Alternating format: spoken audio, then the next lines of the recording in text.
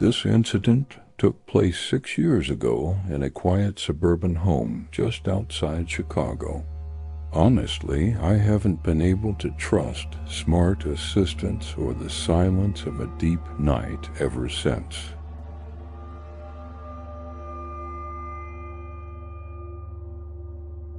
As a first-generation tech enthusiast, I had outfitted my home with the latest Echo-style assistant. We had named her Aura.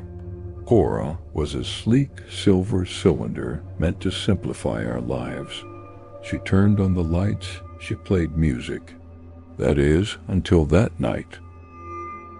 It was mid-November.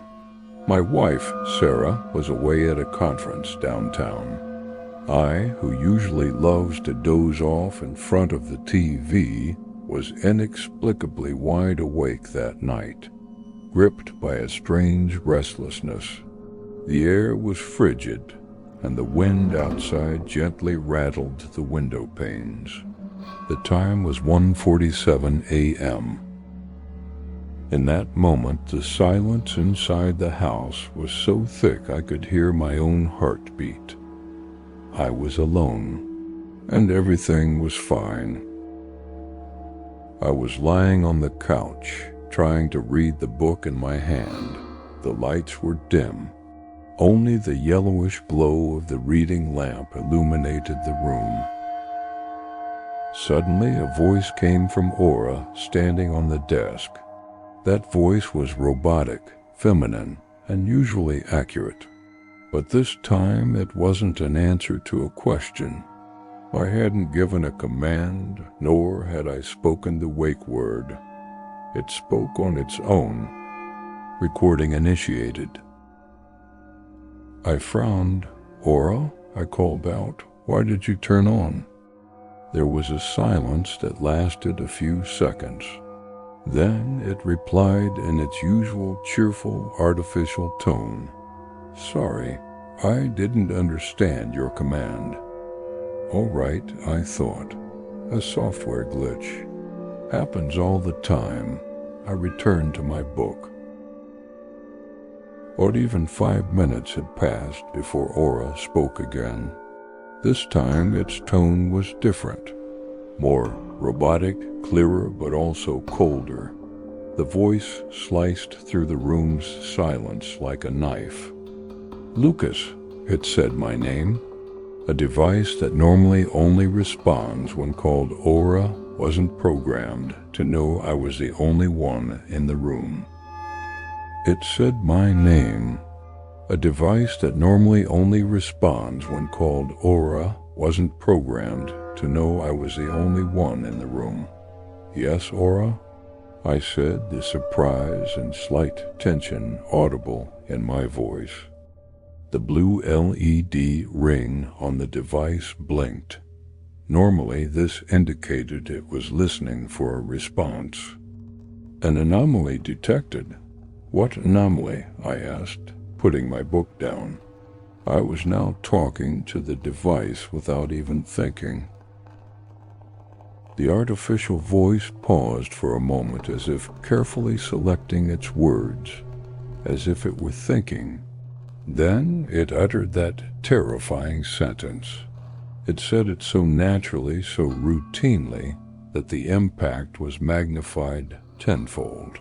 "Attention. Currently, in your location, one additional individual is detected immediately behind you. This individual is not one of the registered household members." My entire body froze. My heart hammered against my rib cage like a fist. The couch faced the empty space between the wall and the kitchen. What was behind me? Just a short hallway leading to the kitchen entrance. And at the end of that hallway, the living room door. I did not turn around. I couldn't. Every fiber of my being was locked up by the thought that this simple, illogical voice might be right. Slowly, without tensing my neck or blinking my eyes, I looked at the reflection in the window in front of me. The outside was dark, but the glass reflected the dim light inside. It was like a blurry mirror. In the reflection, there was only my sitting silhouette. Nonsense, I thought. A sensor error. It picked up night shadows. It's just a device. I quickly stood up, steadying myself on my trembling knees. I walked to Aura and leaned over, looking at the top of the device. Aura, this is an error. Stop the recording. It didn't answer. The blue ring had stopped blinking. Now a red light began to glow from inside the device. A light that usually indicated an emergency or an unknown status. Household member security protocol breach is occurring. Physical contact is approaching.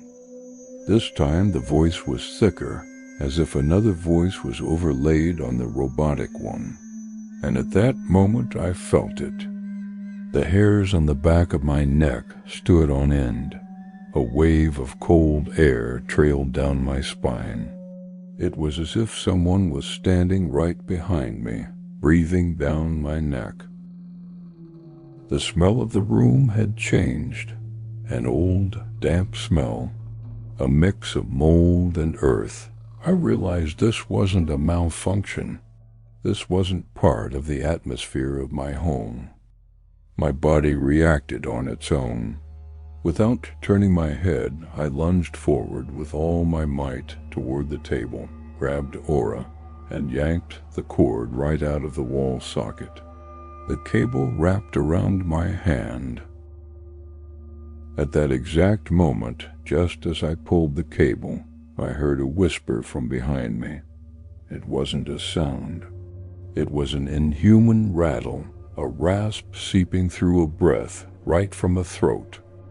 Now you cannot hear it.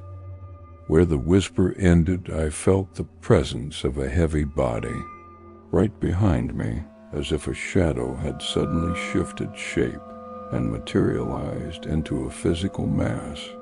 It felt like someone was too close, reaching their arms out toward me. Time stopped. Aura was in my hand, its cable dangling. There was something behind me. I suppressed the urge to look back. My survival instinct defeated my curiosity. I leaped over the table. In that split-second movement out of the corner of my eye, I caught a movement in the dark hallway leading to the kitchen entrance. A lone, dark silhouette. I ran. I was grateful I had kept the door locked. With trembling fingers, I barely managed to turn the keys, locked the door from the outside, and threw myself into the cold, damp November night.